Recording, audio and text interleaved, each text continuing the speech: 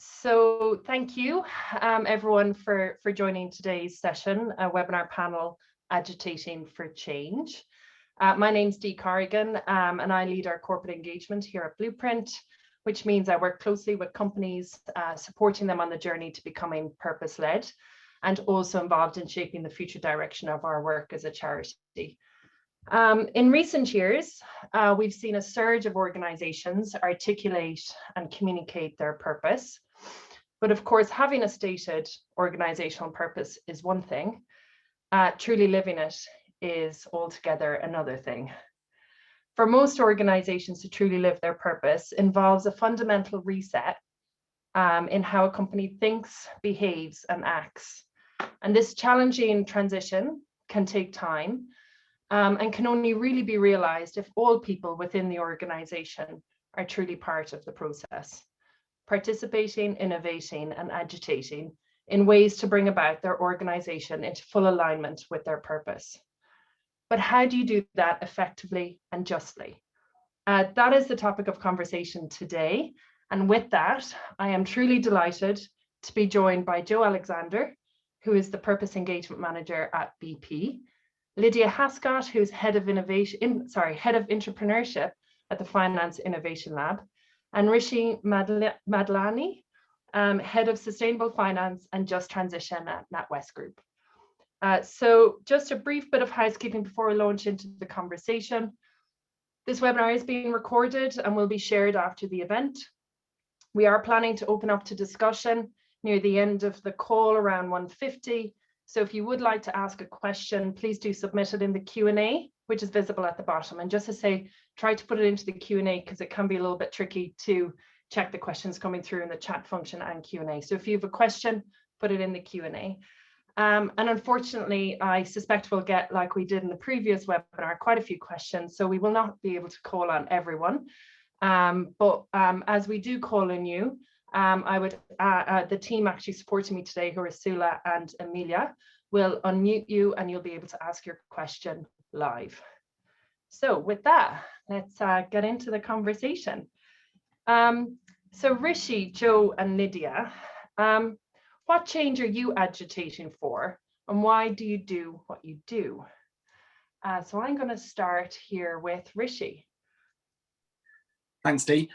So I sit within NatWest Group's newly formed Climate Centre for Excellence within our group strategy team now, which has been quite a journey for me. I started in the business. I spent much of my career on the bond desk doing M&A out in Frankfurt, and then first encountered renewables and climate 13, 14 years ago when we were investing in renewables directly, and then into the project finance space. About sort of 6, 7 years ago, I sort of realised that how much I loved financing wind farms, and visiting hillsides and solar parks in southern Europe is always going to be a nice place to be able to get back to at some stage. I realised the balance sheet and the power of the bank was much greater than these individual projects. And I sort of started to seek what could be that purpose and how could we start to grow that. And for me, that was when I first sort of encountered an opportunity to create that strategy, for the bank. And it started primarily on the climate opportunities side. And the last few years have seen us go from being what was admittedly a niche into the mainstream.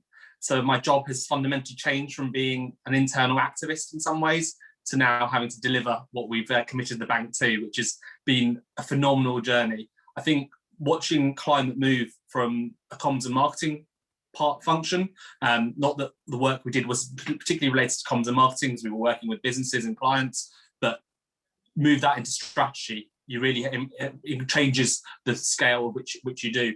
And it's made me realize, especially something like climate, which is so cross-cutting, so thematic across everything the bank does, it touches every colleague. And that's the bit that's really, gets me excited in my job today, and makes me want to be here today to share our story as well. Great, thank you so much, Rishi. Joe, so can you just give us a sense of what you're agitating for and why you do what you do? Sure. So I suppose fundamentally I care about the earth because I'm trained as a geologist, and I particularly care about climate change. And I think 6 years ago when I left my job at BP, I felt very disillusioned and people weren't talking about climate change in the way that they are now. And I think as I found out all of the systemic change that's happening, particularly in the financial sector, and all of the work that Blueprint does to challenge companies, I felt much more positive, and that there was a place for big companies and a kind of desire from the investor side for big companies to be part of the solution rather than part of the problem. And so I care about BP, the company where I kind of grew up, I suppose, being part of that solution. And I suppose I have this affection for the company and a belief that they can play a really important role. And I also particularly care because we've had a new CEO come in. We have a new purpose which is reimagining energy for people and our planet. And so that, having a new purpose, it sparks something very, very different. And it's amazing to be back in the company as they're going on this journey, which will be a bit of a interesting, fun and long ride.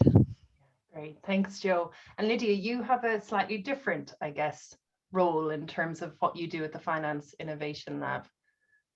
Yeah, that's right. I guess I represent folk across a range of financial institutions that currently don't consider themselves purpose-driven or perhaps on a journey to becoming purpose-driven, and supporting the individuals inside those institutions that are trying to make that happen, whether they have a senior level mandate or not, or a job description that allows them to do that or not. How I came to this work is when I was at university, I didn't know what I wanted to study, and I did both a business degree and a sociology degree. And I started university in 2008 when the financial crisis really hit. And my business degree was saying, here's how you excel in this corporate world, here's how you get the grad job, climb the corporate ladder. And my sociology degree was saying, look at what's happening out there in the world. This current economic system is fundamentally flawed. We're drawing on finite resources for infinite growth. And I had this real tension within me. That started a career working in supporting social entrepreneurs and impact investors to fund solutions and design solutions to social and environmental challenges. And to me, that was really exciting, but I kind of still felt like there's this whole world of business that should also be a social and environmental business. What if every single institution understood the reason why it exists in the world for the benefit of people and planet, and oriented its entire strategy, operations and culture around that? So that's really what I'm doing at Finance Innovation Lab now. So we are a charity that is working for a financial system that serves people and planet. And what we do is build the power of the individuals and the projects that are creating that kind of a financial system. So we've got a community, a cross-sector community of individuals doing that. Through growing purpose-driven finance, so looking at those institutions that are from the get-go set up with a mission, ownership and governance, leadership and culture that is purpose-driven, looking at influencing law, regulation and policy. So how do we change the rules of the game so that every financial institution has to care about society and the environment? And thirdly, and this is the area of work that I lead that's most relevant today, I think, is shifting mainstream finance towards purpose-driven finance, so supporting what we call systemic entrepreneurs that are influencing systems change from within financial institutions. To do that, agitating, particularly in organisations that perhaps aren't saying, hey, here's permission for you to do that. How do you kind of take that permission for yourself? So yeah, some stories and insights I could share today around that. Absolutely. And I just have to say, Lydia and I kind of started in our roles around the same time, and I've always enjoyed having that connection with you as we've both gone on this journey to understanding our roles in supporting organizations to become more purpose-led. So Jo, you kind of alluded to this journey that you've had with BP. So you started as a graduate and then over time, I guess, had this slight discomfort about, the role that you had. Can you just describe, I guess, for those who are in attendance, that journey that you've been on, and maybe the difference between how you agitated for change externally, internally, and what's different now in your role? Sure. No, that is an accurate description. I was looking for oil and gas with BP for almost 11 years, and it wasn't actually that the discomfort grew. The discomfort was always there, and over time I kind of did a better and better job of ignoring it until a point where I just couldn't anymore. So but then kind of fast forward to, I suppose, the 2019 BP AGM, and I was working for Share Action at the time. And I, having left BP, really still passionate about influencing that company, and so decided to kind of agitate for change from the outside, quite inspired by the work that Share Action do, and kind of egged on by them a little bit as well. So I stood up and kind of made a statement about why I left, and I used a lot of blueprint language in that statement and talked about how I'd lost my sense of purpose and ambition and motivation, because I just didn't. I used the words, that my role felt in conflict with my values, and I think that was quite hard for them to hear. And it definitely got a bit of a reaction. I was just asking, like, when are you going to make an environment where people can contribute to the energy transition, which is really what I feel I'm back there to do. But agitating for change from the outside was quite kind of fun and simple, because I just kind of identified where the power was. I went and told them what I thought, and then I managed to get a meeting with Bernard Looney, who is now our CEO. At the time, he was head of upstream. And we had a great hour-long conversation where I reflected the views of 30 of my former colleagues on the subject of climate change to him, and he was really interested, and I was so impressed by him in that meeting because he just listened to me, and I really, that meeting couldn't have gone any better because he was such a good listener. So yes, I agitated for change from the outside, and then during that meeting, they let me in on a few secrets around what BP's new purpose was going to be. And I just instinctively said, you can't do that without me. I just didn't want to be left out of that process. And so that kind of started the journey of coming back in and helping them. Great. And you mentioned, I guess, in some ways externally, it was easier, maybe simpler to be able to, have the courage to stand up in front of a board at a shareholder meeting. I mean, it still takes a lot of courage, but actually it's maybe not as simple internally. Can you just give me a little bit of a sense of that? That is what I'm implying, I think. Yes. I think it was really challenging, not to take away from kind of what I did. But I think being inside and agitating for change, the organization is so complex. It's huge. There's over 60,000 people working at BP. There are 11 different business areas, and a huge range of what people, there's just a huge diversity of people in there. So the complexity of the organization is one thing that's kind of you're grappling with.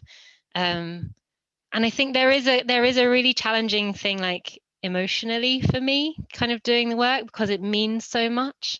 And I think that emotion gives me the motivation to really want to create change. But at the same time, it's a real burden, because the organization going through so much change, there's quite a bit of pain at the moment. So that's really challenging. And I think also kind of realizing that it's not a straight line. Like, we don't just suddenly become purpose driven. There's big steps forwards and little steps back, and things keep changing, and I'm constantly having to judge where is the best way for me to make an intervention or influence that will move us in the right direction. So constant reassessment of what my job is also quite demanding. Yeah, it challenges me in ways that I didn't quite expect. I thought that I'd be challenged in a way of it would change me, change who I was, undo the work that I'd done. I don't think that's an option, but it challenges me in those other ways, and I wasn't totally prepared for it. Yeah. Great. And, I mean, and thank you for sharing all of that. And we'll be talking a little bit more later in the panel about just transition, because that's where some of this complexity comes in, isn't it? Absolutely. And it's not a straight line.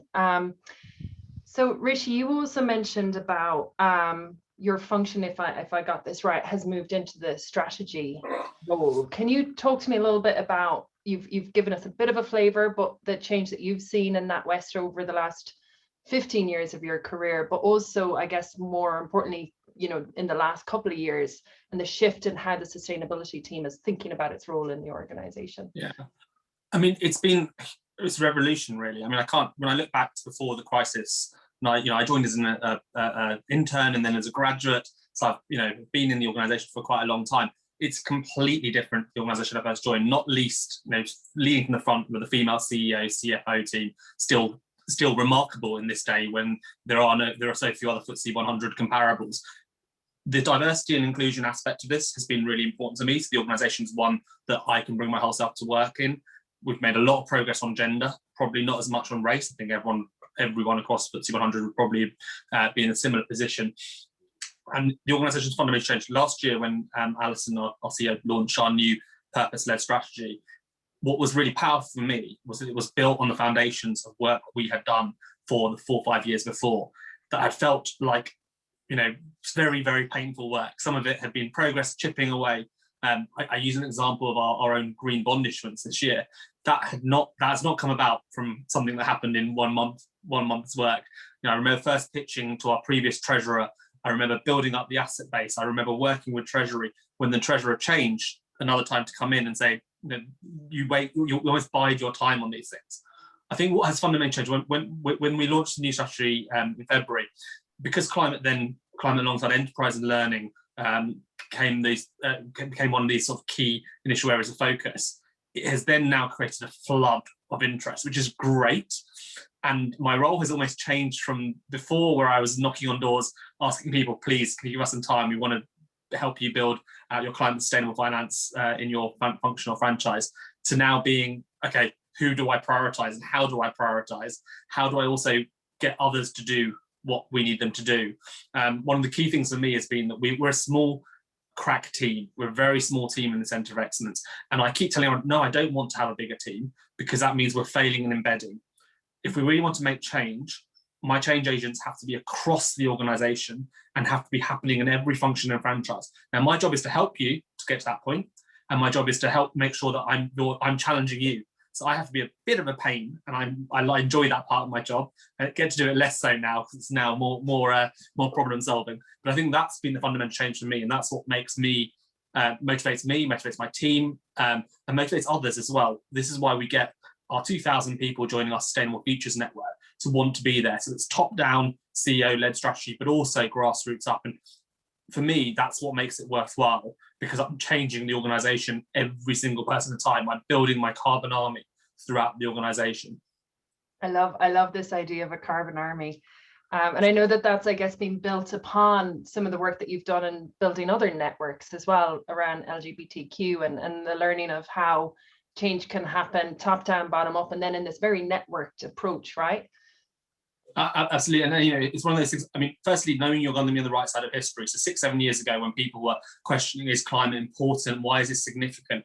You knew, speaking to Jo earlier this week, she's a geologist. She knows more about this than I do on the science side. But actually, we've known we're going to win this battle. We have to win this battle. And it's similar for some of the LGBT rights work. When equal marriage in Northern Ireland were campaigning for, equal rights in Poland, which is a horrendous situation for LGBTQ people there at the moment, and women in general with their rights being revoked. You're on the side of the righteous. You have to win this in the long term. There might be some speed bumps along the way. We may lose some battles. Poland's gone backwards on these rights, and certainly not made as much progress on climate either. How do you make sure you've got a long-term view on that? And that's where you can persuade boards, executives with you. At the end of the day, everyone knows, equality will be achieved, but it's just going to be a bit of a journey to get there. And I guess it gets a little bit of the point of the complexity around this too, right? Because the reason I'm guessing you mentioned Poland and Northern Ireland is because NatWest has operations there and in India. And of course, Jo, BP has operations across even a broader different countries and regions. And so we're noticing, from our work, there definitely seems to be some movement because the context is changing in the UK, but that context isn't changing in the same way, or maybe at the same pace in some other regions, or maybe even the context not changing fast enough. But Lydia, I'm really interested because you did a couple of amazing reports building on your insights, working with people agitating for change across different organizations. Some of those organizations, I guess, there's been maybe a little bit more explicit permission if, you know, they've launched some commitments or a purpose-led strategy than others. And then I guess, you know, if I think about Rishi and Joe, you both your job titles in a way, maybe, you know, Joe as a purpose engagement lead, Rishi in sustainability, it may be perceived that you've more permission, I guess, than, or more of a mandate than others to drive change. Lydia, I'd love to hear your insights from the work that you've been doing across multiple organizations in helping to build, I guess, this kind of network of change agents and what you're seeing from that. Yeah, absolutely. And I should say that my perspective is very finance heavy, while it does touch on other systems that intersect with finance. I'm speaking from the financial system, but I think this applies to a lot of organizations, particularly large organizations across sectors. And so we call the people inside these institutions who feel like Rishi and Joe do and did those many years ago, systemic entrepreneurs. So they are entrepreneurs in that they are innovating for change, they're trying to create change in some way, but they are systemic in that the purpose of that innovation is not to capitalize on a market opportunity, it's to fundamentally bring about systemic change in the system that they're a part of, in this case, finance. And that looks like maybe developing a new product or service, but it's actually a lot of weaving in the organization to embed purpose-driven considerations in strategy, or just to shift mindsets, to go about doing relationships differently, to show up to work in a different way, to invite new ways of being in an organization, which translates into different decisions, which then translates into, you know, operations and strategy after that. So a systemic entrepreneur can be anywhere, and it's a how more than it is a what. So the term agitating for change sits somewhat uncomfortably with me in terms of a systemic entrepreneur, because I think there's very much a much needed place for, on the more combative end of the spectrum, or combative end, whistleblowing, such an important role to keep systems accountable, employee activism, staging a walkout, really important, especially on issues that we don't have time to wait for the mindset shifts and some of that slower work. But there's a huge amount of work to be done around staying in relationship with people who don't share our view, to create change in a way that is built on great relationships of trust, because fundamentally people don't change through intrinsic motivators when they feel attacked. So a lot of the work of systemic entrepreneurship is understanding what are the motivators of your senior decision makers. Why are they perceived to be a blocker of change around a climate strategy, for example, or diversity, equity, and inclusion? Is it because they really value their job, because they're wanting to provide for their children? You know, there's lots of different reasons. Is it because they feel like they have a mandate to protect the organization from risk? So really understanding that. So what I'd say is, there's sort of a stage organizations go through on its purpose journey, where being purposeful around any particular social environmental issue is no one's job. So the job of a systemic entrepreneur is to do stuff side of desk, to have conversations, to start a committee, you know, an employee network around a particular issue area. Then it moves to being someone's job. So you get put in the amazing position that Joe and Rishi are in, where it's my job to advocate for this in the organization. And a lot of that is being an internal campaigner, building awareness, trying to convince people.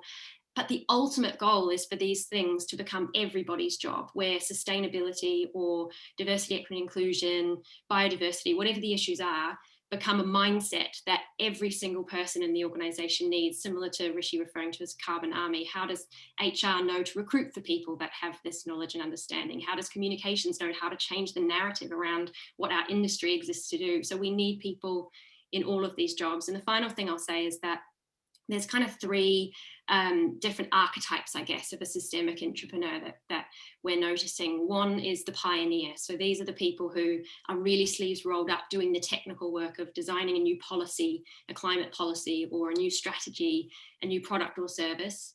Then there is the champion. So these tend to be people with more formal power in the organization, senior decision makers, and they provide access to resources, they provide those mandates, that permission, or they provide protection, safe spaces for experimentation in the organization for new ways of doing things. And then the third archetype is the guide. So somebody who maybe is known as a bit of a maverick that everybody knows and loves in the organization. They might not have a formal title that gives them access, but they have the ear of some really important people. And the guide helps other entrepreneurs, particularly the pioneers, to sort of navigate those internal channels, find their way around, get the right doors opened at the right time. And all of those people are entrepreneurs, not just the ones that are saying, look, I made an amazing, green bond, for example, which is one way of creating change. Yeah, and I love, I love so much of the insights that you share in your report. I've had quite a few conversations over the last few months where I feel like, I guess people have had a bit more space and time to reflect on. Some people have had a bit more space and time to reflect on their career. And I guess, there is a lot about climate change and inequality more broadly in the news right now. But a sense that, but there's nothing I can do in my role. Or I have to change jobs and change careers fundamentally, or my organization doesn't care, so I have to change the organization. And it may be that one of those is where people may go, but I'm always encouraging people that you have a lot more power, I think, than you think you do. And so I think, both Rishi and Joe are fantastic examples of that, and some of the work that you're doing as well, Lydia, to draw that out and to also recognize it's not just about the role. It's I think people can get a sense that to be this agitator, they have to take the activist kind of role or archetype. And actually, there's lots of different ways in which you can show up, and the fundamental importance of staying in relationship with those people as you do this, and that influencing then how you show up and how you connect with others. So I'm really interested to hear, and Lydia, I'm just going to draw on you again here, actually, because I think it's maybe a bit of a build on what you just said. But are there any patterns or trends that you've seen in how change happens in organizations? Yeah, I think there are. How successful and more fast-moving change happens absolutely comes when purpose or the particular banks like to call them agendas, the climate agenda, the diversity and inclusion agenda, how quickly they get embedded in core business. So often these things start off as a CSR function, or as Rishi said, the sustainability team sits under marketing and communications. It's more of a reputational risk management sort of function where, you've got the good stuff happening over here, and then you've got the entirety of the rest of business activities over here. So how change happens is when that mindset, that intent, really becomes embedded in what is our strategy, how do we make money by realizing this purpose, how do we then embed that into things like our organizational structures, so not just who reports into who, but incentives, like how are people incentivized to make certain decisions over others. So there's some formal like policy, procedure, practice-based things. Change really happens when it gets embedded in how we do relationships and how we share power. So much about this is around power dynamics, like whose opinions of what good looks like or what purpose means win out in an organization. And that's a really big challenge in organizations where internally we don't represent the people that our organization exists to serve. And I think as systemic entrepreneurs, it's really important for us to remember that just because I feel like my intentions are good and noble and are good for the world, doesn't mean that I get to have a say in what we're aiming for. So how can you really build relationships with people who are impacted by the problem? How can you help your organization build stakeholder relationships with folk who are at risk of the worst catastrophic effects of climate change, or who are at risk of being left behind if we do transition, or who want to have a say in what a low carbon world looks like when we get there? So definitely involving lots of people and realizing that no single person or organization can create change on our own. So Blueprint can't do it, Finance Innovation Lab can't do it, Joe and Rishi can't do it. So change happens when we join up our efforts, when we map a system and know what are the different levers that determine which direction our system or our organization moves in. and building relationships with all of those so we can push in the same direction. And that takes off a lot of that pressure, that sense of it's up to me and I can't stop. I can't have the space for reflection that I need because it's up to me. And if I don't, then change won't happen. I think that's a trap we can fall into as change agents. I think the final thing I'll say is embed things into structures as soon as you can. So we talk about cultural change, mindset shifts being so important, and it is.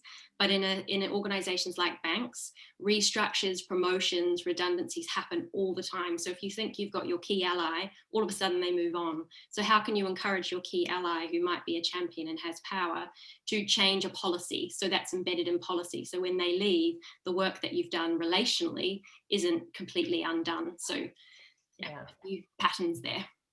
Yeah, absolutely. And I think we're seeing a lot now of, I guess, initiatives around transformational change happening off the back of, well, I guess in the context that we're currently in, a lot of that may be being more driven while given the label of transformational change, there's an undercut of like cost cutting there.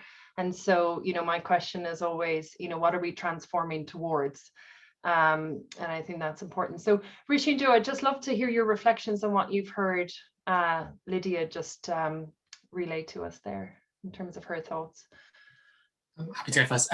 Lydia, I love the way I love your framing, and I really, all these roles, I'm literally picturing people in the organisation. I think they really resonate. I think the sponsorship model, interestingly, Dee, back to your previous question about how I've learned from the LGBT network, is actually having a sponsor and knowing when to deploy them and how to use them. So, last month I was in front of our exco on LGBT matters and knowing who had the power to do what and deploying that sponsor effectively. So it's one thing having a sponsor, you can have someone passionate, but unless you know how to use that sponsor, it's no good. Similarly with the guide, actually you need multiple guides in a bank because I don't know the ins and outs of financial reporting or of how the retail mortgage works exactly. And I need to find multiple guides for multiple purposes. And I really love that sort of phrasing of a guide. It helps you navigate their organization. And I think there was absolutely something in this, because I think the key thing around actually having systemic change in the organization, and for me, it's very much, I get like learning from the qualities networks.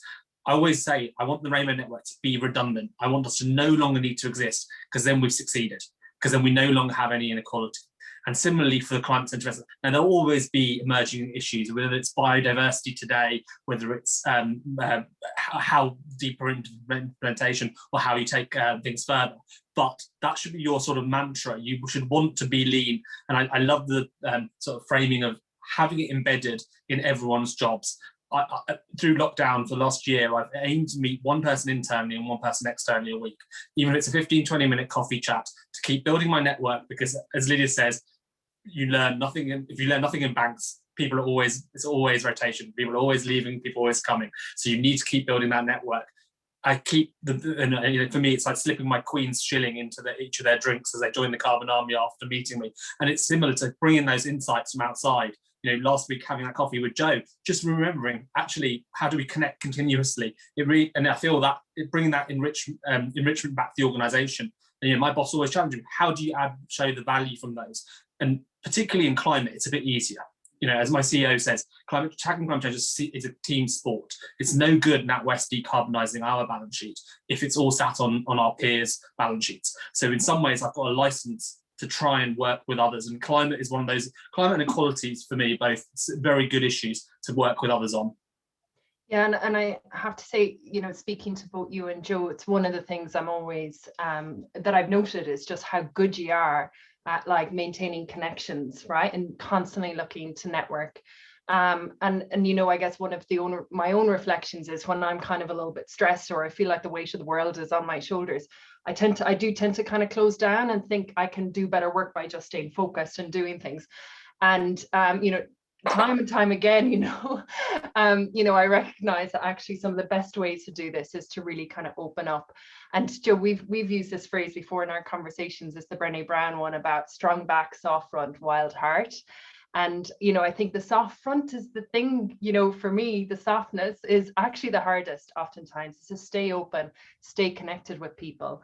So any kind of reflections from you on what you've heard, both Rishi and Lydia? talk So, about? so much. I mean, I suppose as Lydia was talking, it was almost like a mental checklist of like, how am I doing against all of these things? And I think the thing that strikes me is just the kind of juggling act that you're playing, trying to do kind of, it's not so linear, like one after the other. It's all happening all at once. So networks are enormously important internally and externally. And I think I noticed something happened to me at the beginning of this year. We kind of went into action mode and I did shut down a bit.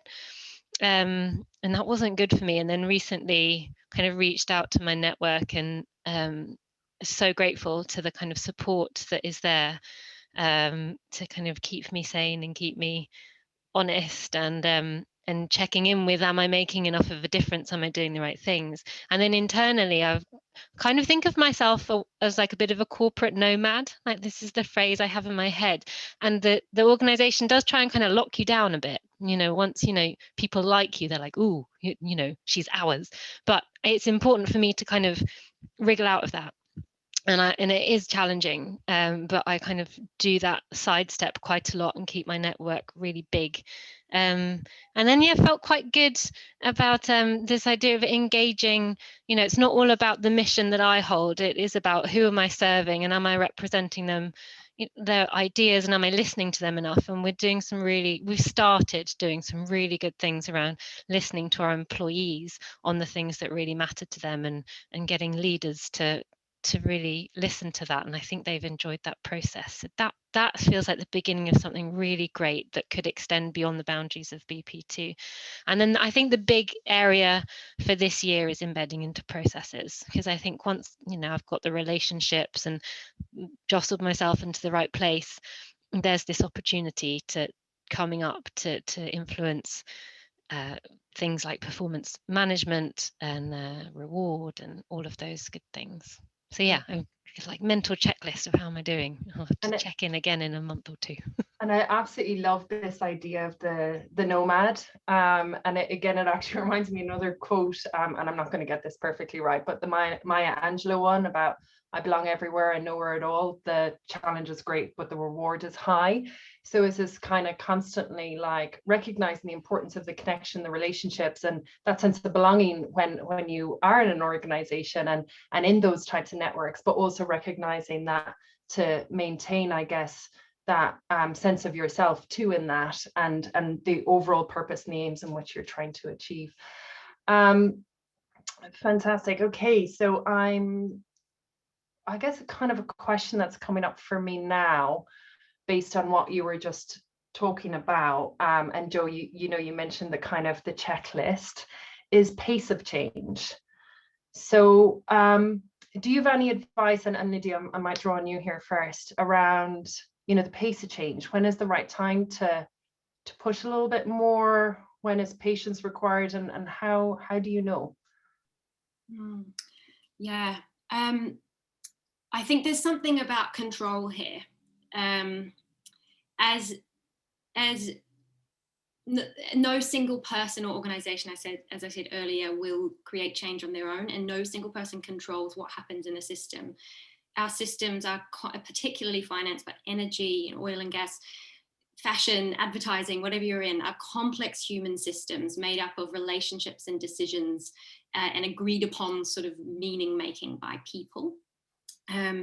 So we can't really control it. All we can do is hold the system with open hands and notice and look for opportunities to intervene. We can map the system, so we can learn sort of where power lies and who has power over what is the current sort of, what is the system telling us its purpose is right now? So is it, you know, maximizing profit for shareholders might be the purpose of the system based on what we observe.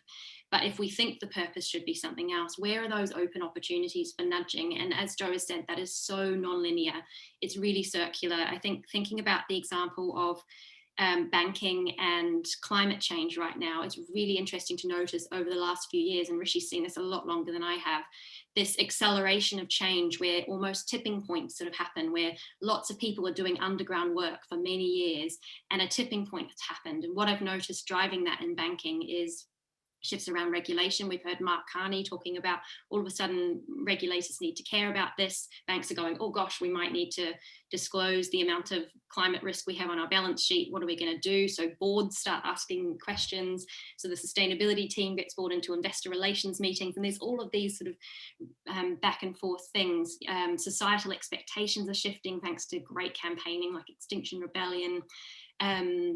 There's all sorts of these different levers. So in your system, in your industry, what are the levers, and how can you join them up, bring people together in conversation to talk about what are we noticing, what are the opportunities right now.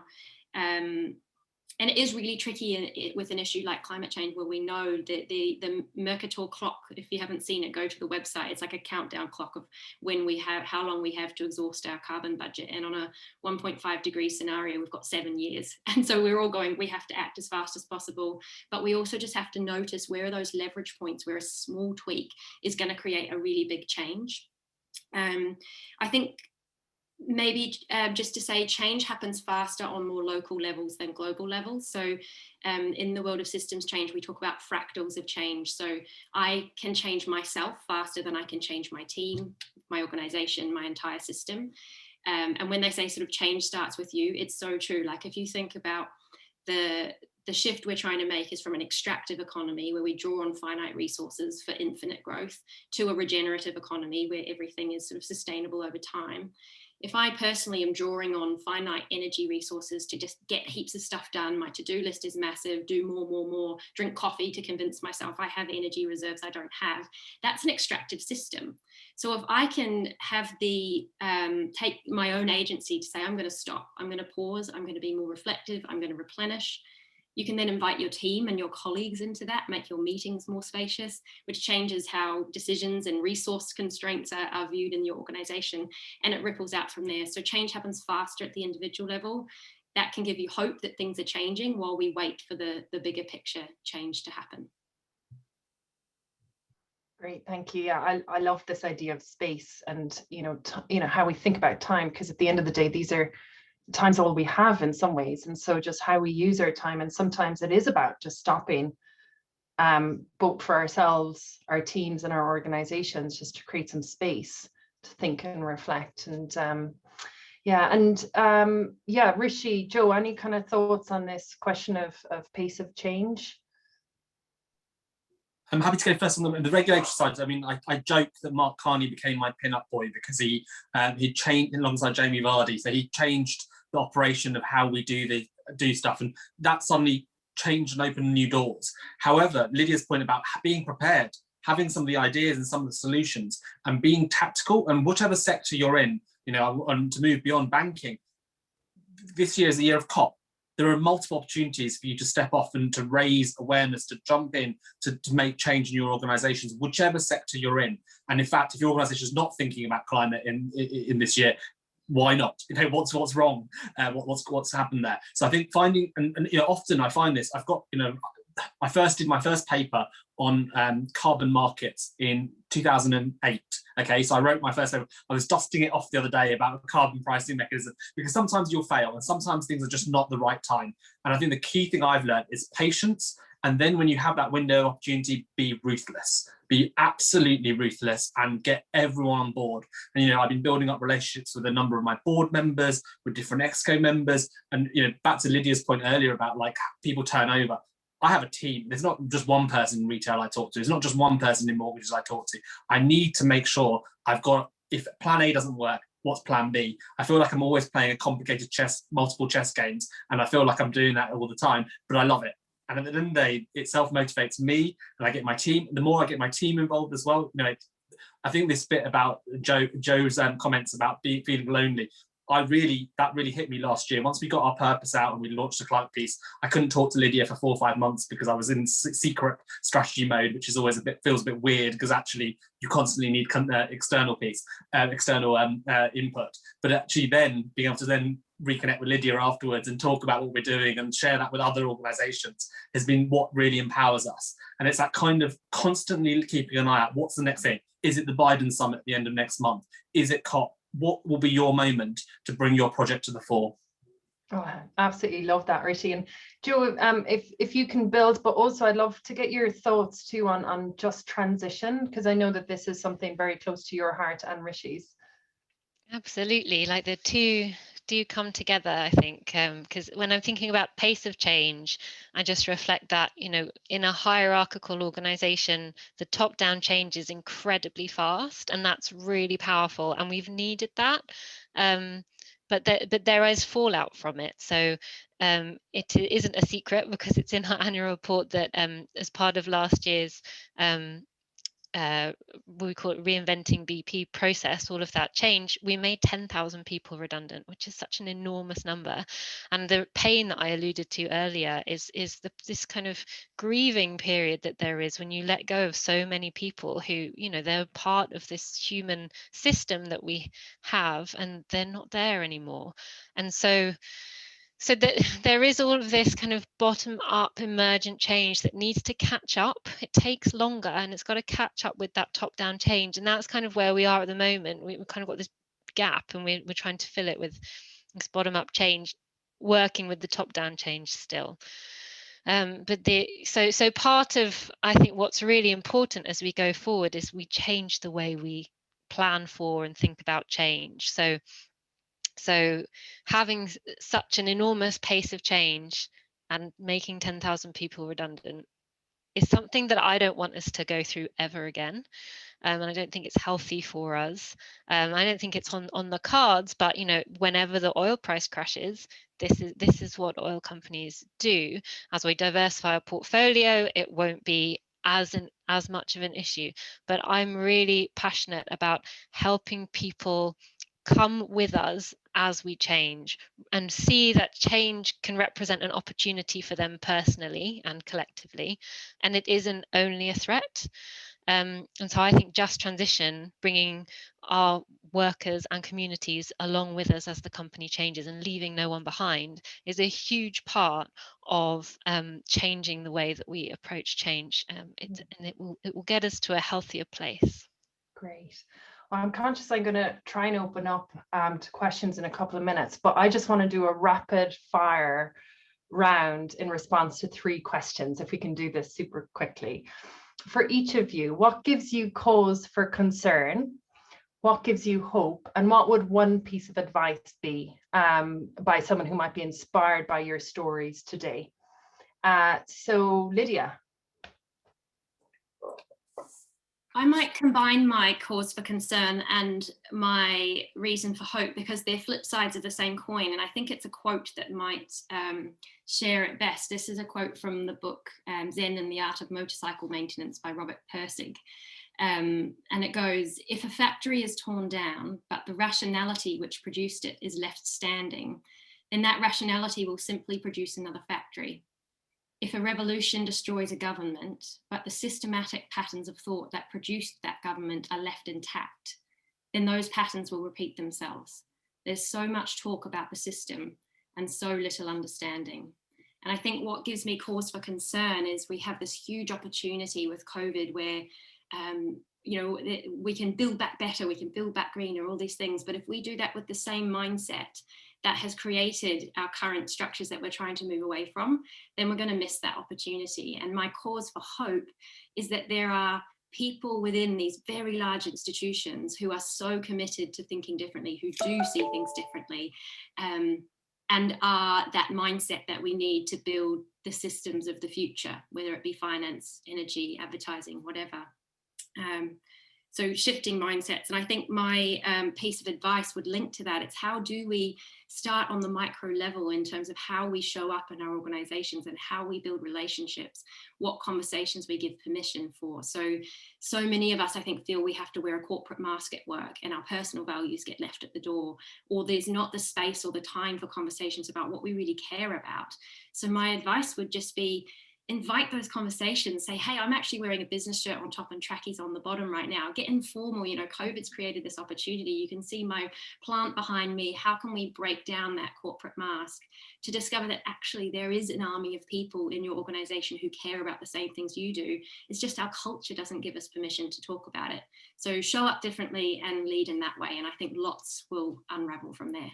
Fab, Lydia. And it reminds me actually of something that Joe, you've been doing, which is these drop-in coffee sessions, right, with people, just to do just that, really. So what is your cause for concern? What gives you hope? And one piece of advice, if you can answer that quickly. Sure, they might be similar. So I think it's a mindset piece that causes me concern. This thing that you sometimes hear of, oh, this is just how things are, this is just how it works around here, or we can't change the economy, or, you know, these big things that we just have to kind of get on with it. That narrative has always upset me. And I think what's given me hope is, you know, my exploration when I did On Purpose and worked at Blueprint and Share Action. There are people out there working really hard to shift the system at all different scales, and especially the kind of big kind of economy-wide scale. The ideas about how we can reinvent our economy, I think, has given me a lot of hope, and technological advancements, and bringing the cost of solar and wind down, of course. And then advice, I keep coming back to this need to kind of be with your tribe and find the allies that support you.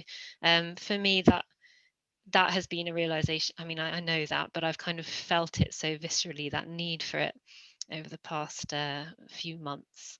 And then I think there's just another thing about, like, the wisdom of the crowd that I'm really into at the moment. I think, you know, people give me hope. Talking to people gives me hope, and listening to their wisdom is something that I want to enable. So that's something I would advise as well.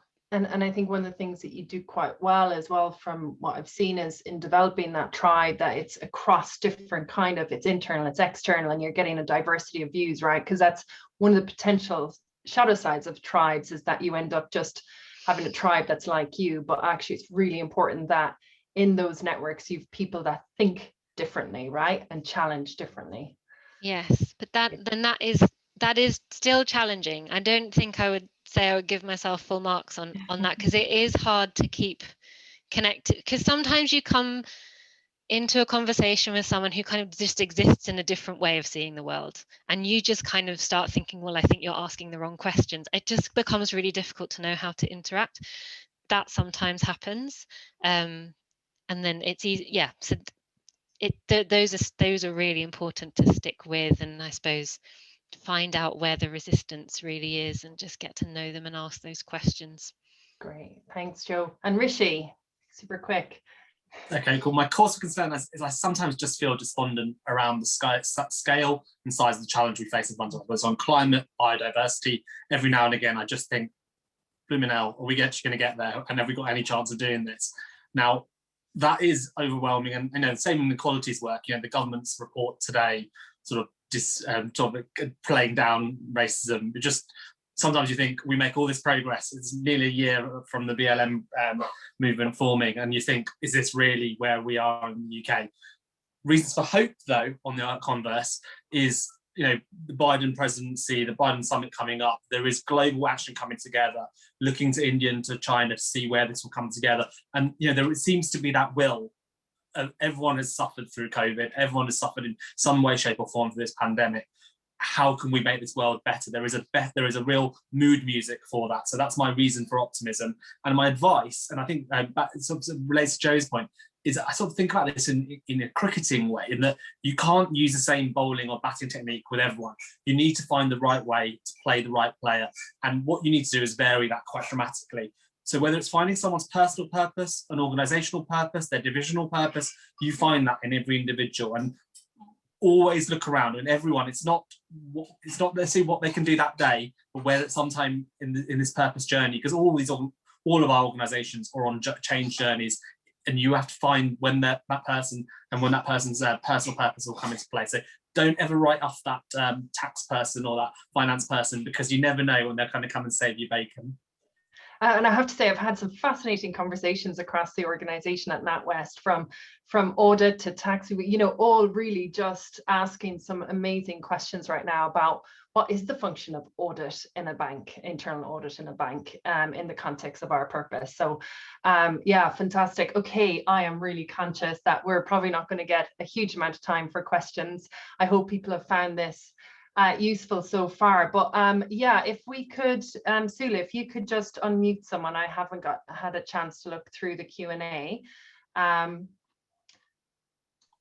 So Mike. Yes, hello. I actually asked two questions. I'm not sure which one Sula was referring to, but I find the last one the most interesting, so I'll ask that one. Which is that I totally agree with what you're all actually mentioning. I think around the mindset change being the key to this sort of change and making it sustainable and mainstreamed.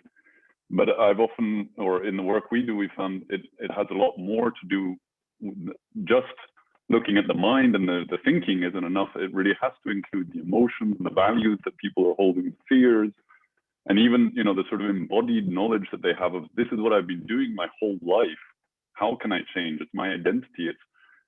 The way we work with it can sometimes come across as too touchy-feely for some, or people are a bit triggered by it or like that. So we have to go very slowly often. And as you're saying, there's an urgency. So how have you felt that change happen, you know, especially with people who may be working on the shop floor, who might not be, you know, sort of into yoga and things like this, but like really touching, you know, the core, as you're saying, of people's individual purpose and getting that to drive everyone in a healthy way. Great. Joe, you've got your hand up there. Yeah, I'd love to respond. It's a great question. And I think I reflect on my own journey, where I suppose I did have a sense of despondency when I didn't see it, because I'm a geologist and I worked in an oil and gas company. Like, that's what I did. You have to redefine yourself if you're going to stop that, and that's really scary. But I think the thing that really changed things for me was actually like doing something. That I think the doing came before all of the mindset shift happened. I think being in a place where I could see there was something exciting and an opportunity for me to like work in social enterprise or in an NGO or in systems change, then I was fired up. And then I think, you know, the connection to my purpose kind of came as I started that journey. So I think sometimes if we talk to people about mindset shift, it can put them off. If we can put them in a place where they can start to make positive changes, then the mindset shift will follow. Yeah, fantastic. Thank you, Joe. So we'll take one other question, and I'm really sorry to the audience. The chat is going mad. So hopefully we'll be able to capture some of these. But have we got someone else, Sula? Have a look. There's no one coming up. Hi. Oh, we've got Rosa. Yeah, hi. So I had a question around your recommendations for how to resource change makers, with keeping in mind that I think my experience is that it's quite energy draining, and how to sustain this kind of work for the long run. Thank you. Rishi. I'm happy to go first on that one, yeah, because I think for me, I've learned a lot from my employee-led network models.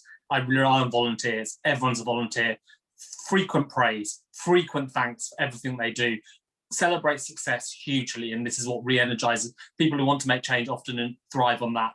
And I've also found making sure, like, you know, for example, I forced my team to take leave much more, you know, regularly take leave. So I'm like, Jay, you've done a great month. You are going to have a couple of half days in the next couple of weeks because you just need to recover. And it's managing your energy levels, but also looking after each other. And I think there's a bit of that. You find like-minded spirits, and you know, my team can tell that my voice is going and I'm ready for Easter. And that's how you have to do a bit of self-care and care for each other.